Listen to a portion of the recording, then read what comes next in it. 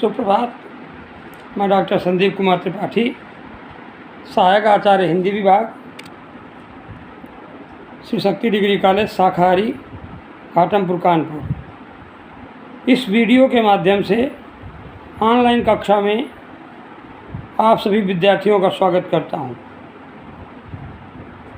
आज हम सभी इस वीडियो के माध्यम से प्रसारित ऑनलाइन कक्षा में बीए प्रथम वर्ष हिंदी भाषा प्रथम प्रश्न पत्र के पाठ्यक्रम में सम्मिलित राष्ट्रभाषा के रूप में हिंदी का विकास के अंतर्गत हिंदी के उन आवश्यक गुणों या विशेषताओं पर चर्चा कर अध्ययन करेंगे जो हिंदी को राष्ट्रभाषा बनाने के लिए या उसे राष्ट्रभाषा का दर्जा दिलाने के लिए स्वीकृत, आवश्यक या ज़रूरी हैं।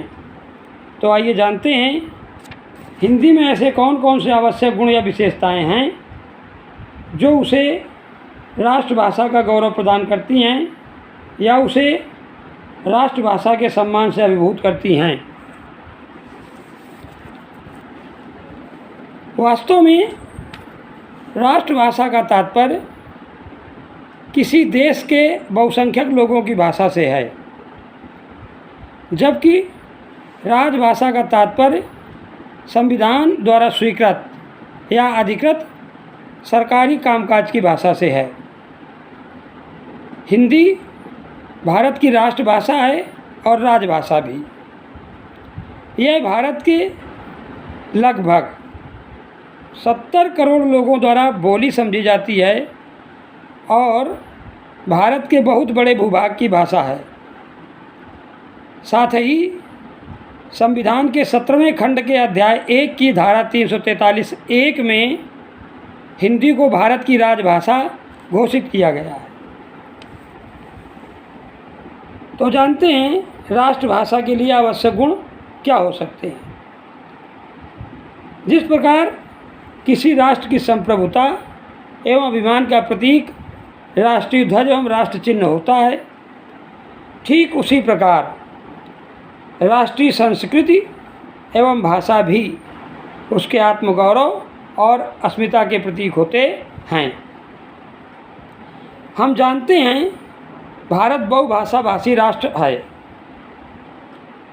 विस्तृत भूभाग वाले इस राष्ट्र में कश्मीर प्रांत से लेकर कन्याकुमारी तक और कच्छ की खाड़ी से लेकर ब्रह्मपुत्र तक अनेक भाषाएं एवं बोलियां बोली जाती हैं, किंतु सांस्कृतिक दृष्टि से भारत को हम एक इकाई के रूप में देखते हैं।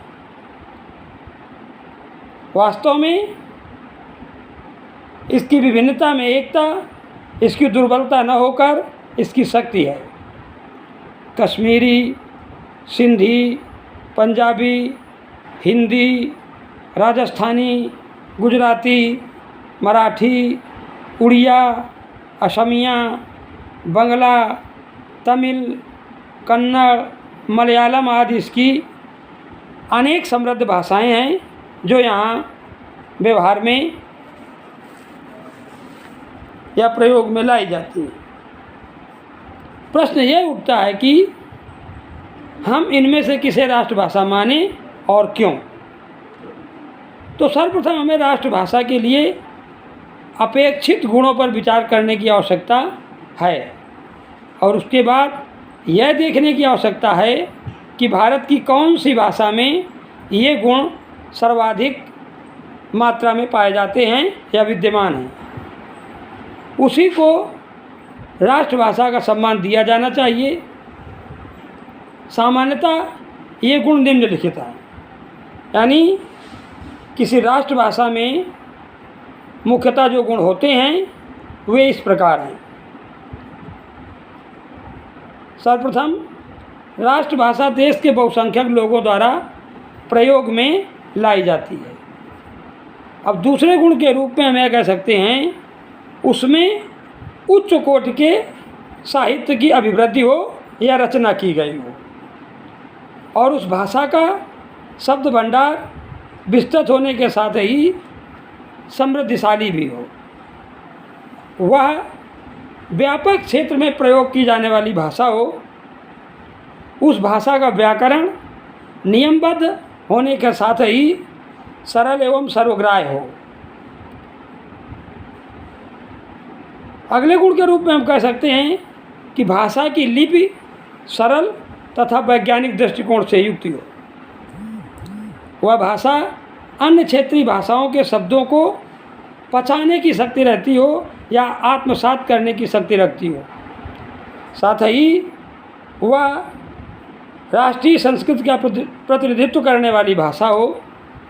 उस भाषा में देश में भावनात्मक एकता स्थापित करने की समर्थता भी हो और उस भाषा में ज्ञान विज्ञान का विपुल साहित्य उपलब्ध हो। इस प्रकार मुख्य रूप से ये 10 आवश्यक गुण हैं जो किसी भाषा को राष्ट्रभाषा के सम्मान से या दर्जे से अभिभूत कराते हैं। अब हम हिंदी को इस कसौटी पर परखने का या कसने का प्रयास करेंगे और देखेंगे कि यह जो 10 गुण हैं उनमें कितने गुण हिंदी में विद्यमान हैं या हिंदी भाषा में पाए जाते हैं। इसके अंतर्गत हम एक मुख्य बिंदु ले सकते हैं कि राष्ट्रभाषा हिंदी की विशेषताएं।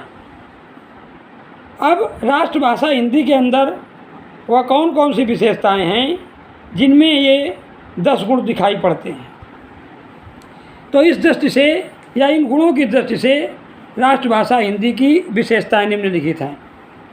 सीरियल नंबर 1 पर राष्ट्रभाषा हिंदी या हिंदी भारत में रहने वाले या निवास करने वाले बहुसंख्यक लोगों की भाषा।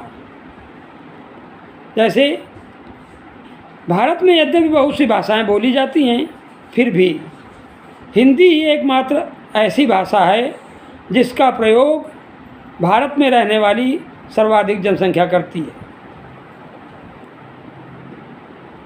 इस दृष्टि से उत्तर प्रदेश, मध्य प्रदेश, बिहार, राजस्थान, हरियाणा, हिमाचल प्रदेश, उत्तरांचल, झारखंड, छत्तीसगढ़ तो हिंदी भाषी क्षेत्र हैं ही। इसके अलावा अन्य प्रांतों में भी प्रांतीय भाषा के साथ साथ हिंदी का व्यवहार भी होता है।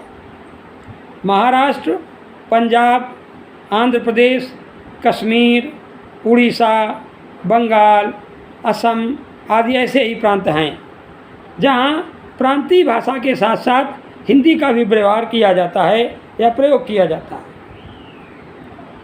यहाँ तक कि दक्षिण भारतीय राज्यों में भी अब हिंदी बोलने समझने वाले लोग प्रायः मिल जाते हैं।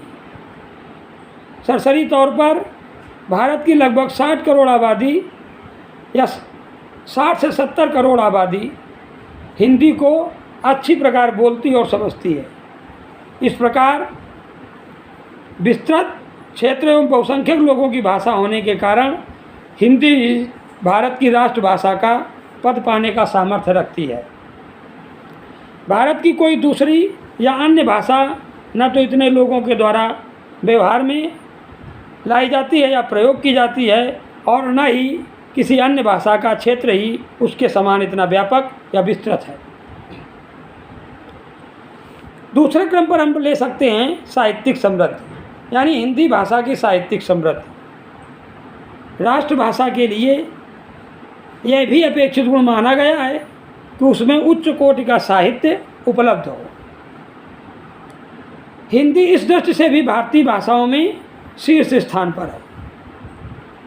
भक्तिकालीन कवि कबीरदास, सूरदास, तुलसीदास और इनके अलावा रीतकालीन कवि बिहारी, आधुनिक कालीन कवियों में भारतेंदु प्रसाद, सुमित्रानंदन पंत, सूर्यकांत त्रिपाठी निराला, रामधारी सिंह दिनकर जैसे कवि, रामचंद्र शुक्ल, हजारी प्रसाद द्विवेदी, डॉक्टर नगेंद्र, नंदुलाल वाजपेयी, विद्या निवास मिश्र जैसे समालोचक, प्रेमचंद्र, यशपाल, जैनेन्द्र, कमलेश्वर, मन्नू भंडारी, राजेंद्र यादव, निर्मल वर्मा, उषा प्रियंवदा जैसे कथाकार, जयशंकर प्रसाद, मोहन राकेश, राम कुमार वर्मा, लक्ष्मीनारायण लाल जैसे नाटककार हिंदी भाषा में रहे हैं। प्रायः सभी विधाओं में हिंदी का साहित्य समृद्ध है, जो मानवीय मूल्यों से भी युक्त है। यद्यपि हिंदी भारत की अन्य भाषाओं बंगला, मराठी, तमिल का साहित्य समृद्ध है। यद्यपि भारत की अन्य भाषाओं में भी यथा बंगला, मराठी, तमिल आदि में भी साहित्य पर्याप्त मात्रा में मिलता है, किंतु हिंदी साहित्य अपनी विपुलता में इन सब से बढ़ चढ़कर है। साहित्यिक समृद्धि के कारण भी हिंदी भारत की राष्ट्रभाषा बनने योग्य है। विस्तृत शब्द भंडार। हिंदी का शब्द भंडार भी अत्यंत विस्तृत या व्यापक है। संस्कृत अपभ्रंश की परंपरा से प्राप्त लाखों शब्द हिंदी में ही हैं, जो इसकी अभिव्यक्ति क्षमता को व्यक्त करते हैं। इसके अलावा तत्सम, तद्भव, देशज और विदेशी शब्दों का भंडार भी हिंदी में उपलब्ध होता है। एक ओर तो इसने आवश्यकता अनुसार शब्दों को गढ़ा है, तो वहीं दूसरी ओर अन्य भाषाओं के संपर्क से इसने विदेशी शब्दों को भी ग्रहण किया है या अपने कोश में वृद्धि की। वर्तमान हिंदी शब्द भंडार में लगभग 2500 शब्द अरबी भाषा के, 3500 यानी 3500 शब्द फारसी भाषा के और लगभग 3000 शब्द अंग्रेजी भाषा के प्रचलन में पाए जाते हैं। हिंदी ने अपनी शक्ति को अन्य भाषाओं से प्राप्त शब्दों को पूर्णतः पचा कर किया।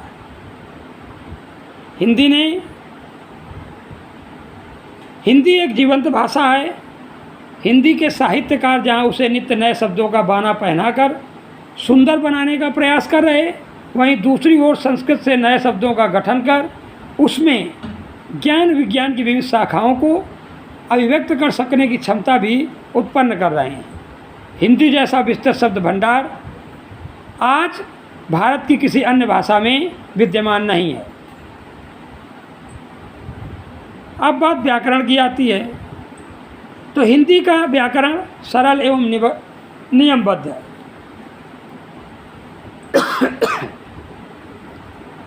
हिंदी व्याकरण के जो नियम हैं इतने सरल एवं नियमबद्ध हैं, जो बड़ी आसानी से या सुविधापूर्वक ढंग से किसी को भी समझ में आ जाते हैं। हिंदी भाषी क्षेत्र के लोग इन नियमों को सरलता से या सुविधापूर्वक सीख लेते हैं। इसलिए इस दृष्टि से भी हिंदी भाषा को राष्ट्रभाषा का दर्जा दिया जाने में कोई आपत्ति नहीं होनी चाहिए। अब हिंदी भाषा की जो वैज्ञानिक लिपि है उसकी सरलता पर चर्चा करते हैं। हिंदी की लिपि देवनागरी लिपि है, अर्थात हिंदी देवनागरी लिपि में लिखी जाती है, जो पूर्णतः वैज्ञानिक एवं सरल लिपि है। रोमन लिपि एवं फारसी लिपि की तुलना में देवनागरी लिपि आधुनिक, वैज्ञानिक और सक्षम है। इसमें सभी ध्वनियों को लिख सकने की क्षमता पाई जाती है तथा जो लिखा जाता है वही बोला जाता है और उसी के अनुसार लोग उसे समझने में समर्थ हो सकते हैं। अतः यह लिपि अन्य भाषाओं की लिपियों से श्रेष्ठ मानी जाती है या उनकी तुलना में श्रेष्ठ है।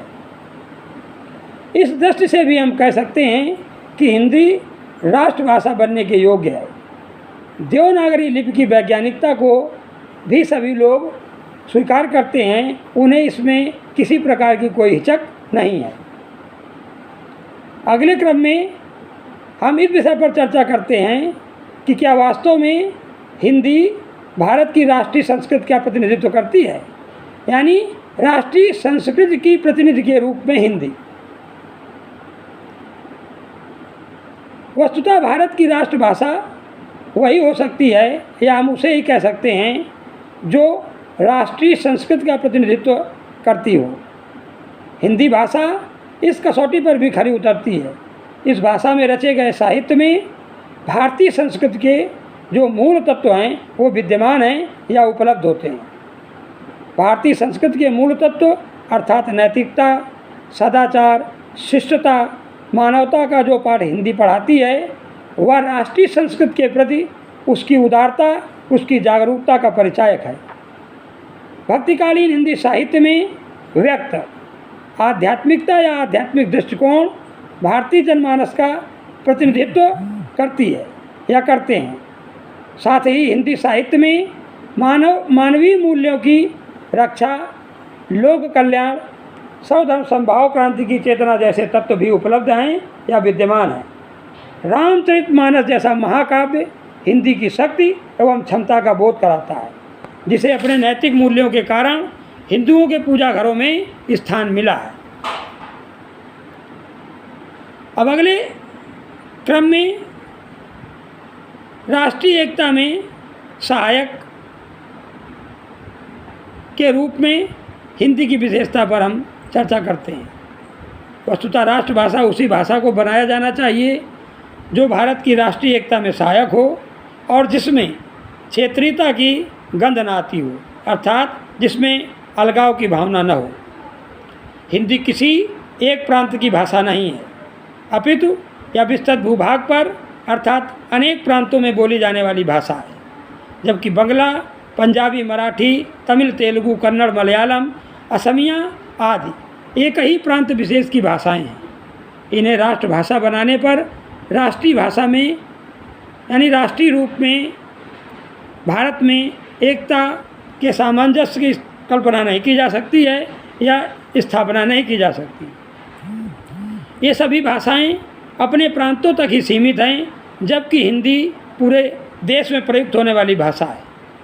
संचार माध्यमों ने भी हिंदी को पूरे भारत में प्रसारित किया है, फैलाया है। टीवी या टेलीविज़न एवं फिल्मों में भी हिंदी की विशेष भूमिका रही है या हिंदी के प्रसार में टीवी एवं फिल्मों की विशेष भूमिका रही है। हिंदी का प्रचार प्रसार दूर दूर तक के प्रांतों में है। यह परंपरागत रूप में भी राष्ट्रभाषा रही है। पंजाब में गुरु गोविंद सिंह ने एवं महाराष्ट्र में भूषण ने इसी भाषा को अपनी रचना का आधार बनाया। यदि राजनीति को सामने न लाएं तो हिंदी भारत की राष्ट्रीय एकता में सर्वाधिक सहायक बन सकती है। वह दिन दूर नहीं जब हिंदी भारत की संपर्क भाषा होगी और विभिन्न प्रांतीय सरकारें हिंदी का प्रयोग संपर्क भाषा के रूप में करने में समर्थ हो सकेंगी। हिंदी का विरोध वस्तुतः किसी अन्य भारतीय भाषा से नहीं है। हिंदी भाषी लोग चाहते हैं कि सभी प्रांतीय भाषाएं फलें फूलें। हिंदी का विरोध कुछ अंग्रेज परस्त लोग और तमिलनाडु के कुछ क्षेत्रीय दल अपनी राजनीति चमकाने के लिए प्रायः करते रहते हैं। यदि केंद्र सरकार राजनीतिक इच्छाशक्ति का परिचय दे और अंग्रेजी को वैकल्पिक राजभाषा पद से हटा दे तो निसंदेह और निश्चय ही हिंदी का वर्चस्व राष्ट्रभाषा और राजभाषा के रूप में पूरे देश में हो जाएगा। तो यह हुई हिंदी को राष्ट्रभाषा का दर्जा दिलाने के लिए उसके आवश्यक गुणों या विशेषताओं पर चर्चा या अध्ययन। अब अगर इस चर्चा के माध्यम से हुए अध्ययन में आपको कहीं कोई समस्या या जानकारी प्राप्त करने की आवश्यकता है तो आप, जैसा कि मैंने पहले भी कहा है, अपने संदेश के माध्यम से ग्रुप में हमसे वो जानकारी प्राप्त कर सकते हैं। हमारे पर्सनल नंबर पर मैसेज या संदेश प्रेषित कर वो जानकारी या अपनी समस्या का निराकरण कर सकते हैं। धन्यवाद।